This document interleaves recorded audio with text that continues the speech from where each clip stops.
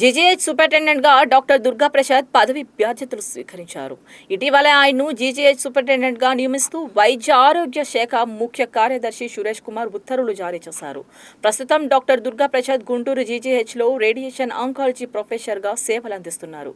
ఈ సందర్భంగా డాక్టర్ దుర్గా ప్రసాద్ మాట్లాడుతూ జీజీహెచ్కి సూపరింటెండెంట్గా బాధ్యతలు చేపట్టడం సంతోషంగా ఉందన్నారు. ఆసుపత్రిలో పారిశుద్ధ్య నిర్వహణకు ప్రత్యేక ప్రాధాన్యత ఇస్తామని తెలిపారు. నర్సింగ్ సిబ్బంది కొరతను అధిగమించేందుకు చర్యలు తీసుకుంటామని, అవసరమైన సిబ్బంది పెంపుపై ప్రభుత్వ దృష్టికి తీసుకెళ్తామని చెప్పారు.